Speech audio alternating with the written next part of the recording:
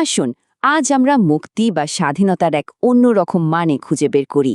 এমন এক স্বাধীনতা যা জীবন থেকে পালিয়ে গিয়ে পাওয়া যায় না, বরং জীবনের ভেতরে থেকেই শুধু আমাদের দৃষ্টিভঙ্গিটা একটু বদলে নিলেই অর্জন করা যায়।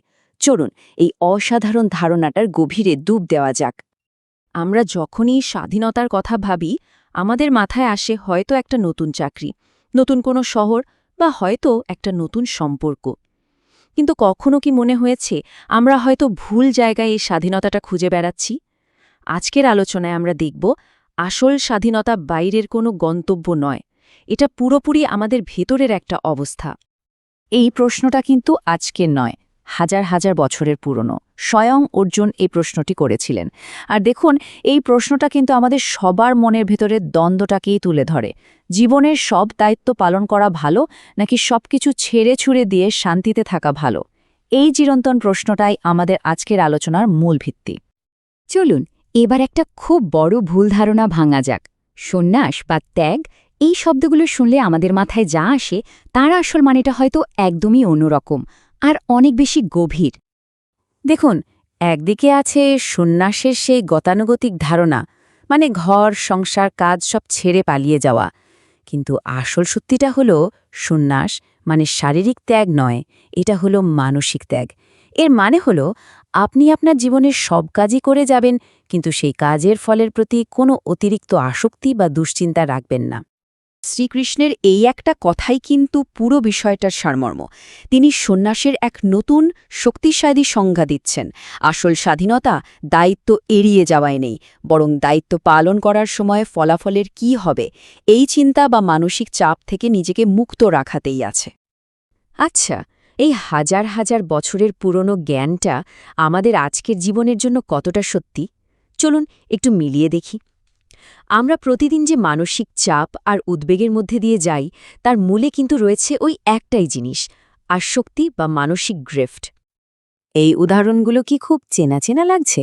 ভাবুন তো, অফিসে দিনরাত খেটে কাজ করার পর শুধু রেজাল্ট নিয়ে টেনশন করতে থাকা, কিংবা সোশ্যাল মিডিয়ায় বন্ধুর বেড়াতে যাওয়ার ছবি দেখে নিজের জীবনটাকে কেমন পানসে মনে হওয়া।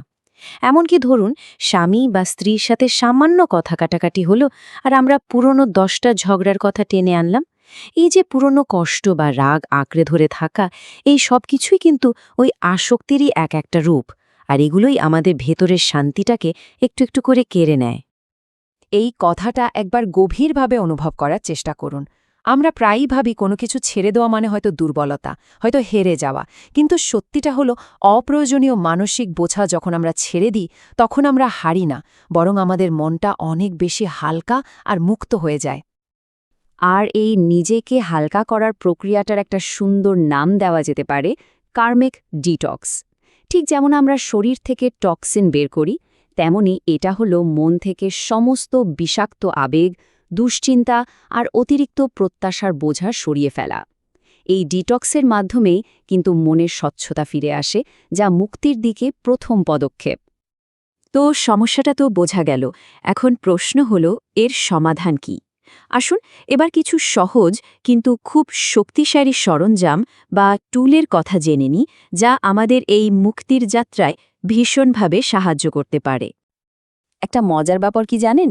সংখ্যাতত্ত্বে 5 সংখ্যাটিকে স্বাধীনতা, মুক্তি আর রূপান্তরের প্রতীক হিসেবে দেখা হয়। আর কি আশ্চর্য, গীতারই 5ম অধ্যায়টাও আমাদের ঠিক এই জিনিসগুলোই শেখাচ্ছে, কিভাবে মানসিক বন্ধন থেকে মুক্ত হয়ে নিজেকে বদলে ফেলা যায়।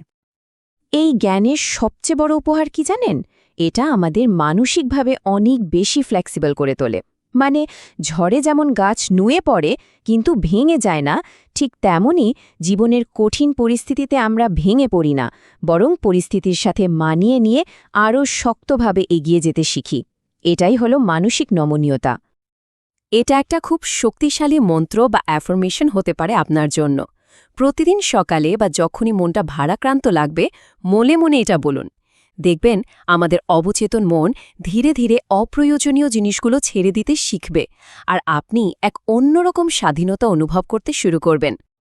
এই অভ্যাসগুলোকে যদি আরও গভীরে নিয়ে যেতে চান, তাহলে এখানে কিছু সহজ উপায় দেয়া হলো। মানসিক শান্তির জন্য ওম শান্তি মন্ত্র জপ করতে পারেন।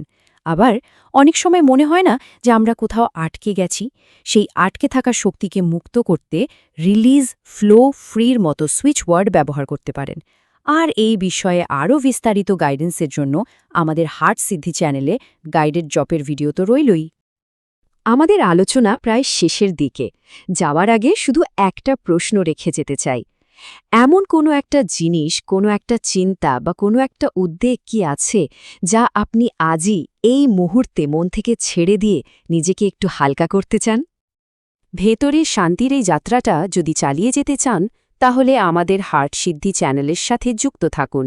আপনার মতামত আমাদের জানান, আর এই ধরনের গভীর আলোচনার জন্য চ্যানেলটি সাবস্ক্রাইব করে রাখুন। আপনাদের সকলের জীবন শান্তিতে ভরে উঠুক।